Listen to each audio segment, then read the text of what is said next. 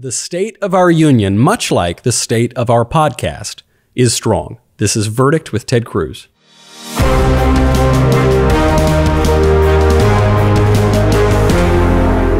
Welcome back to Verdict with Ted Cruz. I'm Michael Knowles. Senator, you have just come from the Capitol and the State of the Union address. I want to get into that because it was one of the greatest State of the Union addresses I've ever seen. It was raucous. Before we get to that, I have to talk about Iowa, because the last time I saw you, we were here for 3 hours last night waiting to do a podcast about Iowa, and then the results never came in. Look, 2 words, dumpster fire. I mean, it is. So last night, Monday night, you and I arrived here at 9. The plan was we're doing a podcast. So we said, all right, we'll get Iowa results, and we'll go just on air and react to them.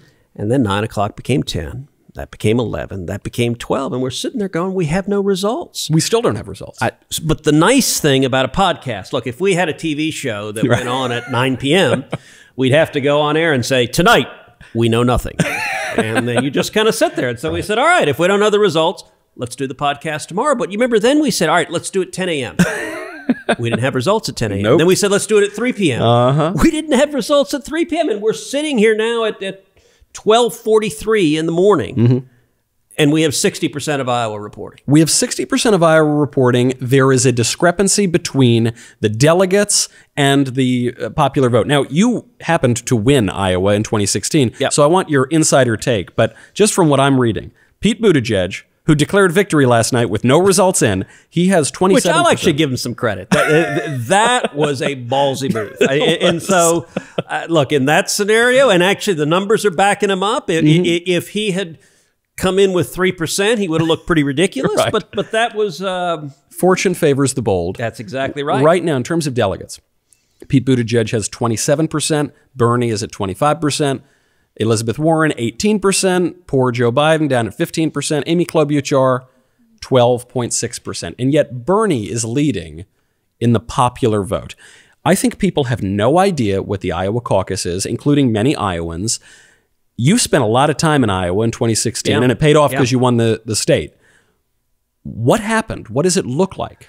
So Iowa is a state where they take their responsibility very seriously, and people pour thousands of hours into grassroots campaigning in Iowa because Iowa has proven to be a launching ground where look, Iowa rarely elects a nominee or elects a president, but it excludes a lot of people, and it can elevate someone who wasn't a front runner, who wasn't dominant, to major top tier status. And so, you know, you look at the results in Iowa tonight, or whenever we get them. 2 months from now. Assuming they resemble the ones you just read, it's a catastrophic night for Joe Biden. Joe Biden was the inevitable, the unstoppable front runner, and he's in 4th place. That's a big problem. It wasn't a great night for Elizabeth Warren. Elizabeth Warren and Bernie Sanders are battling for who can be the great leftist hope. Right. And Bernie right now won. If those numbers hold up, and you got to assume moving into New Hampshire, the poll numbers out of New Hampshire, Bernie, as a neighbor in Vermont, is in a very strong position. So, and all the polls bear that out. So Warren coming in 3rd, she's still around, but between Bernie and Warren, she's not in a great place. It was a great night for Buttigieg. And look, Biden's donors right now are freaking out. Biden's supporters are freaking out. And if you figure there's 20 to 30% of moderate Democrats, they got to flee somewhere. Buttigieg did a nice job of throwing himself in contention. Klobuchar would have been another person in contention. She's not totally out, but 5th place is not. She wanted to come in and shock the world with, say, a 2nd place finish in Iowa. If that had happened, it could have really elevated Klobuchar to be the alternative to Biden. What you may see some oxygen for is a Michael Bloomberg coming in. He seems to be trying to veer into this moderate lane. The Biden campaign is collapsing. It's amazing what $50 billion could do. I know. But you know, the Democrats are the party of the people. And the party of poor people. And you know, frankly, you know, Bloomberg does look at Tom Steyer and say, you're a really poor billionaire. That's true. As far as billionaires go, it's rarefied air. But, you know, this does make the Democratic candidates look a little bit ridiculous, in part because the candidate who won the popular vote very well may not win the state. And in part, Bernie's a socialist, so he's going to redistribute his votes to others. You know, I got to say, number one, that the Democrats couldn't, and it's the state Democratic Party that screwed this up. Right. They couldn't figure out how to count the votes. Last night I was thinking about, you know, I felt really bad for the volunteers. Every one of these candidates had people who pour their hearts into it. I mean, I remember 4 years ago in Iowa, I mean, we had worked for over a year. We had volunteers who had come in from Texas, from all over the country, who'd moved to Iowa. We actually rented an entire dormitory. A college dorm that was filled with volunteers that would go out in blizzard conditions knocking on doors. And there's something called the Full Grassley, where Chuck Grassley, the senior senator from Iowa, Chuck goes to all 99 counties in Iowa every single year. And 4 years ago in Iowa, I did the Full Grassley. The Full Grassley, you hit every county. And in fact, we hit the 99th county on the day of the caucus. Look, Iowa, you drive through a lot of sparse rural counties. You're doing events. I remember one of my favorite events was about 10:30 at night, and it was a county where there were not many kind of big gathering places, so we did it at a gas station. And it was a pretty big gas station, and it was on the road, and it was 10:30 at night, and we had, I think, close to 100 people came out to the gas station from the county, and I jumped behind the counter and you know, began serving people coffee because it was 10:30 at night, and they came out to hear it. You know, it's a place where people have poured their hearts in, and to get to last night, to get to the caucus complete debacle, it collapses, and to not have a result. Yeah, I think that I've never seen anything more messed up. So and by the way, Democrats are the people that tell you they want the federal government to be in charge of everything. They think they're geniuses. And so they say, put us in charge of your health care. Yeah. Put us in charge of the economy. Put us in charge of your life.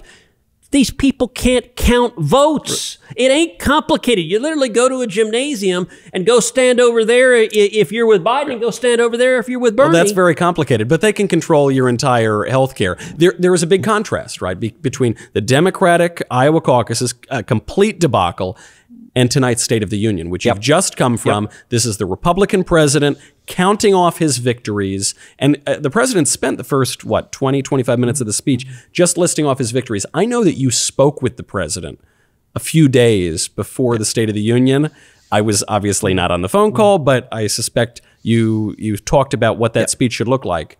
So I talked to him on Sunday. He called me, and we visited about a number of topics. But on the State of the Union, I encouraged him. I said, make it positive, make it optimistic, focus on substance, focus on results, focus on success. Don't focus on impeachment. And that was my very explicit advice. I said, Mr. President, for what it's worth, I wouldn't say a word about impeachment. And the reason is, look, impeachment's going to be over tomorrow, but there are still potentially a couple of votes in flux. So I told the president on Sunday, I said, I think the votes for not guilty will be somewhere between 50 and 56. Okay. I said 50 is the bare minimum. There will be 50 not guilty votes, and I'm confident of that. And as long as he has, I mean, he would need 67 votes of guilty to be removed from office. So it's not going to be removed from office. So that's not going to happen. There was never any risk of that. Yeah. But on the upside, I think we could get as high as 56 not guilty votes. And I said, look, Mr. President, if you gave a State of the Union that people saw as spiking the ball and it ticked them off, I said, look, a lot of you could end up seeing a few of these votes go south. And you have a little insider knowledge here because you're speaking to the people who could be those votes that go one way or the other, and you're speaking to the president. And so on Sunday, the 6 votes that were in play, you had three Republicans, Susan Collins, Lisa Murkowski, Mitt Romney. Now, I told the president, I said, frankly, I think all 3 will vote not guilty. Now, we know as of tonight, Collins and Murkowski have announced they're going to vote not guilty. So that much is right. If Mitt has announced, I haven't seen it. So I think he probably will as well, but we'll find out tomorrow.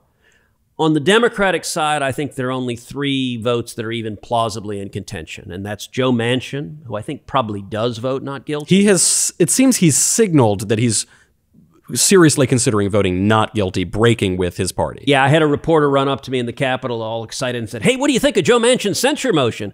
And I said, "I hope it means he's voting not guilty."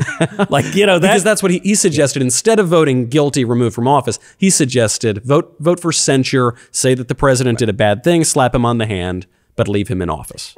And I think the odds are pretty good that Manchin votes not guilty. The other 2 votes that are potentially in play are Kyrsten Sinema from Arizona, who she hadn't been in the Senate long, but she's been trying to carve out a more moderate path. I think it's at least possible she votes not guilty. And then the third one is Doug Jones from Alabama, right, who at least possibly could. So my advice to the president was, rather than risk getting into them angry, just focus on the incredible results and a positive vision. And I got to say, and I wasn't the only one who gave the president that advice. That was a lot of people were giving him that advice. But how did he do? I don't know that any of us were sure he would follow it. To be honest, I don't know that he was sure he would follow it. But he was open to it when we talked, and I thought he did spectacularly tonight. It is the best speech I've ever seen Donald Trump give. And it started out just relentlessly making the case of the substantive victories we've had in the last 3 years. And it was powerful, it was compelling, it was optimistic. And the contrast, the way congressional Democrats behaved tonight was horrible. They wouldn't even stand up or applaud for low unemployment, or there were women wearing white, right, like the suffragettes, and they wouldn't stand up and applaud for low female unemployment. It was one after the other where the president says we have the lowest unemployment in history. Stone cold silence. The lowest African American unemployment in history. Stone cold silence. Lowest Hispanic unemployment in history. Stone cold silence. As you point out, lowest unemployment for women in 70 years. And you have all of these congressional women in white who just are sitting there snarling. What do they want? What more could they ask for? And I like that the president, he didn't just have one line about it. He had one after the other, after the other. They were all based on facts. They were all based on substance. So when the president says the lower 50% of income, the people who are struggling the most, have seen their incomes go up the most as a percentage, stone cold silence from the Democrats. When he talks about poverty, the lowest African-American poverty in history, stone cold silence. Right. You know, the moment in the early part of the speech that was most dismaying, the president talked about how 7 million Americans have come off of food stamps and 10 million Americans have come off of welfare. And not only did the congressional Democrats not applaud, there was hissing. I mean, was it because you couldn't really hear that on the TV feed? On the floor, they were hissing. And it was like some leftists in a college classroom. And I got to say, that's really twisted, and it reveals where the modern Democratic Party is. Because they're saying to people who are struggling that they want you to remain dependent. They want you to remain unemployed. They want you to... those 7 million people, the last 3 years have gotten jobs. These are real men and women. These are single moms who are suddenly now working. They're providing for their kids. They have the dignity of work, the self-respect. Right. And the approach of the Democrats, the congressional Democrats, they hissed that it's bad. That they're off welfare. And it is revealing of, I think, a really cynical attitude. There was also... So one of the things the president did really well, they're what are called Lenny Skutnik moments. Okay. Now what is a Lenny Skutnik moment? So Lenny Skutnik is we see them a lot in State of the Unions where the president calls someone out in the gallery. Okay. And the origin of that, it was actually Ronald Reagan who invented that. It was 1982. And Reagan called out Lenny Skutnik, who had saved someone who had crashed into the Potomac. Look, Reagan was a master showman. He understood the power of it. But that was the first time in 200 years of our country's history that a president had done that. Huh. Now, every State of the Union, you have a Lenny Skutnik moment. What President Trump did with that tonight, I've never seen, and he's taken it to another level. So we saw, for example, Rush Limbaugh. That was an amazing moment. When the president awarded him the Medal of Freedom, right there and then, and Melania put it around his neck, Rush, I think, and I was sitting kind of right beneath where Rush was, so I was looking right up at him. He was probably, I don't know, 50 feet away from me. Rush was so astonished. And look, yesterday Rush announced he has stage 4 lung cancer. And if you haven't listened to his announcement on air, it's worth listening to. And you know Rush. Rush is a friend. He is. I think the man is a hero, and he's a patriot. And you know, I remember having dinner with Rush. I think it was 2015, before the whole presidential campaign had started, and we were talking about the future. And it had been 8 years of Obama, or 7 years at the time, and Rush at the time was a little, I wouldn't say discouraged, but he wasn't sure we could turn things around. It was a discouraging era. And I remember telling him, I said, Rush, you have 20 million Americans who listen to you every single week. Look, you and I are pretty hop daddy skippy happy that we've had 2 million downloads in 2 weeks. So look, that ain't nothing. That's pretty good. That's not, and you know, we did, by the way, just to mention it in passing, we didn't podcast for a few days here. The show's still at number 2, even with several days of silence. Well, that's the sound of silence. That's the power of people wanting content. But my point that I said to Rush is, I said, look, you got 20 million people a week that listen to you. If every one of your listeners gets 2 other people to come out and vote, that's it. Just each person find 2 people in America to come vote. That's 60 million people. I remember telling Rush, with 60 million people, we can turn this country around. Donald Trump won in 2016 with 62 million votes. Those numbers were almost and Rush, you know, it's an interesting, you and I both went on Glenn Beck this morning. We were back to back. We pounded this podcast. I think Glenn was ready to strangle us both. It was like, a full hour of plugging the the show, show, guys. Could you?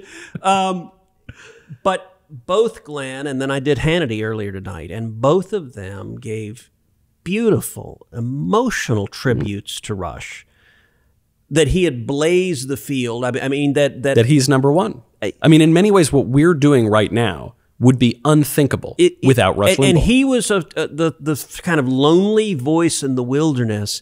And what was so powerful, there was all sorts of people across America that were sitting there going, I thought I was the only one. And he spoke for the everyman. And by the way, he speaks for the everyman. I don't want to, so my mom is a 2-time cancer survivor. Cancer is a horrific, nasty, vicious disease. And having been by my mom's side through chemo, through radiation. Seen it up close. It's horrible. Rush is a tough, tenacious fighter. So, I mean, I sent Rush a note yesterday that one of the things I said is, look, yours is an incredibly important voice in America, and we need you. And it was a great moment to see Melania put it on, and obviously everybody's praying for him. But that we've never seen in terms of a Lenny Skutnik would actually have the medal. And Rush was blown away. There were 3 times I had tears in my eyes, and I've been to now, I think, 7 State of the Unions. I've never had tears in my eyes, and I had 3 times tonight. What were the other 2? That moment, Kayla Mueller, who was tortured and killed by ISIS. Her parents were there. The president did an incredible job telling her story. Yeah. Seeing them looking up, particularly as the father of daughters, I kept looking at the dad. I mean, look, and the mom, but I identified with the dad, and to know the horrific hell that their daughter went through. And the president told a great story about the Special Forces team naming their mission to take out al-Baghdadi after her birthday. Because it ties in, look, we all know about the policy accomplishment, but the personal story is what, I agree, I had tears in my eyes the same moment. It was beautiful and powerful. And the third time was the mom with her 2 little kids, who's a soldier, and her husband's a soldier, and he was deployed in Afghanistan, I think. Mm-hmm. And then the president said, and he's back here now. Yeah, we'll talk about a reveal. And the look on her face, and to see him come down, that sergeant come down the steps, and her, like, she was next to Melania, and the joy she expressed, her kids. I mean, seeing him hug his little girl, hug his little boy. Okay, that is a new threshold. There's never been a Lenny Skutnik moment where you actually reunite a soldier's family right in front of you. I think to the surprise of the family. That was incredible. It was powerful. It turned everything up to 11, and I agree. I mean, it was just such an effective speech. He didn't mention impeachment, which I'm very glad. That was part of your conversation, and other people had encouraged him that way too. And by the way, he did a great contrast last week. Yeah. Last week I was at the White House twice. One day for the announcement of his Middle East peace proposal. He was there with Israeli Prime Minister Benjamin Netanyahu. The next day for the signing of the USMCA, the Mexico-Canada Trade Agreement. And I thought the silent contrast of he's working for the country, for good, for the future, while the congressional Democrats are just consumed with hate. I think that was a really sharp contrast. And we'll see the contrast again tomorrow, because you had the State of the Union, a really, really strong State of the Union and State of the Union address. Tomorrow is the vote on impeachment. I mean, you're going to go, it's pretty late into the evening, so, you know, in a few hours, you're going to head back to the Senate. How does impeachment end? Well, before we finish the State of the Union, let me say 2 quick things on it. Okay. Number one, I think the Democrats seemed incredibly out of touch. I think to any American watching, you wonder, why can't you cheer for Americans? Yeah. Like when the president says 12,000 new factories, we're seeing a blue-collar boom. Democrats for years have claimed to be the party of working men and women, the party of unions, and they're sitting there snarling, furious at manufacturing jobs. You know, when the president pointed out, one of the first people he pointed out in the gallery was an African-American man from Ohio who'd been homeless, had substance abuse problems, and because of an opportunity zone, part of what we implement in the tax cuts that incentivizes capital and jobs in struggling neighborhoods, he now has a job. He's clean, and turned his life around. He turned his life around, and the Democrats just snarled. And you think about it, most of these inner cities, these areas with severe poverty, almost all of them are represented by Democrats. Yeah. And it was literally their own congressional representatives angry that their constituents who are struggling are doing better. I guess someone else did it for them. It ruins their narrative. And the moment that I think captured the whole night, sadly, was at the end of the speech when Nancy Pelosi stood up and ripped the speech in half. I thought that was the Constitution she was ripping. It was the speech. Okay, maybe I mistook that. And I was sitting not very far from her either. I was off on the side. Was actually sitting between Marco Rubio and Rand Paul. It was kind of an interesting. The day after Iowa was sort of amusing, but that was just accident. A little reunion where we walked in, but we were I was kind of laughing at how the seating worked out. But I didn't initially see her tear the speech. It was Marco who nudged me and said, "Did you see her tearing the speech?" And I looked up and she was still tearing it. And I was seething. It was pitiful and disgusting. And I think Nancy Pelosi should be ashamed. And listen, so disrespectful. Fine, I get that parties have different views and you don't like. But look, I went to, I think, 4 State of the Unions Obama gave. He talked about all sorts of policies I didn't like. And I didn't applaud for all of them. So there's one picture, I think it was from the 2013 State of the Union, where you had in a row me, I forget the order, but it was me, Chuck Schumer, Kirsten Gillibrand, Lindsey Graham, John McCain. And Obama was saying, we need to give amnesty for illegal aliens. And Schumer and Lindsey and McCain and Gillibrand are all standing cheering, and I'm sitting there silently. I'm actually perfectly fine with that picture. They want to cheer for amnesty, I ain't gonna. Right. That's fine. I don't mind where there's a policy disagreement, expressing it. But to rip the speech in half showed a contempt, not just for Donald Trump personally, but a contempt for the presidency, a contempt for the American people that I thought was repulsive. And I can tell you one Democratic senator who will remain nameless, but on the elevator down, he turned to me and said, "Did Pelosi really rip up the speech?"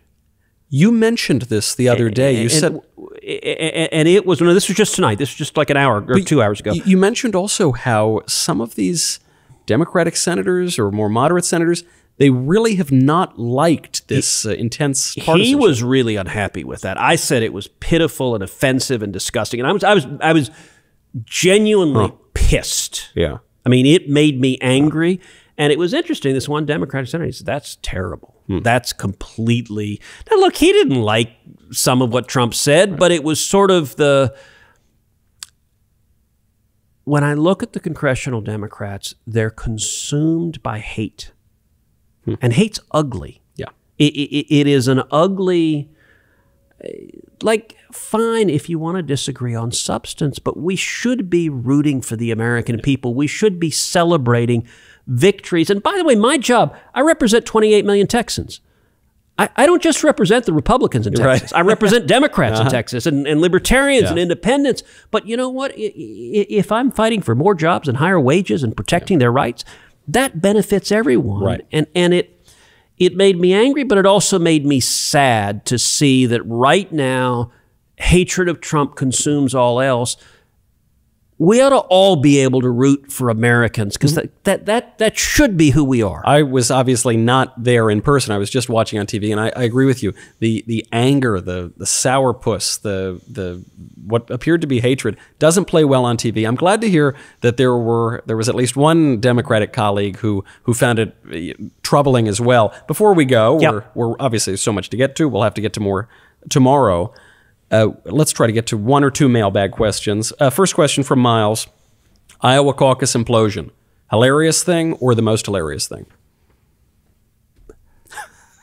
Ridiculous. Ridiculous. Inept. As I said, I felt bad for the activists, like the volunteers who worked. Right. But look,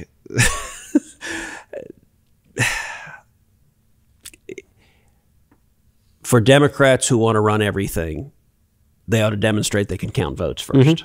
Right. One question, I guess, can tease. By the way, can you imagine these rocket scientists taking over and deciding, like, whether, when, and if you get a heart transplant? Yeah. Well, we got a system and an app, and I'm sorry the app doesn't work, so I'll have to cross some border if that ever comes to be. I'll let you know in 3 days whenever the app operates. Hope you're doing all right by then. This is a question. It's a little bit on impeachment, but I guess it'll touch on tomorrow's vote as well, because tomorrow's going to be the big vote. Do you quit the president or do you remove him from office? From Karen. I understand treason, bribery, and high crimes as grounds for impeachment. What I do not understand is misdemeanors. How do you go from treason to misdemeanors? So far, no one's explained what that means exactly, and I'm hoping you, Senator, can. Yeah, look, it's a good question, and it's a weird term. Some of it to remember is the distinction of felonies and misdemeanors didn't exist as those terms are understood. Okay, because you think of a misdemeanor as kind of a minor crime. And so that's a confusing part of the phrase. I wouldn't think of them as separate categories. The phrase as a whole is other high crimes and misdemeanors, and that was a unified. So there were misdemeanors at the time the Constitution was adopted that were punishable by death. Yikes. So a misdemeanor was not a speeding ticket. It was not a parking ticket. It was the phrase high crime or misdemeanors were serious crimes, and they were crimes against the public trust. They were things like bribery and treason. So it wasn't just knocking over a 7-Eleven. It was a crime that did harm to the public, to the nation, like treason. But by the way, one of the examples that Adam Schiff used is well, under the definition of high crimes and misdemeanors that Dershowitz and others are saying, what happens if a president allowed Alaska to be invaded?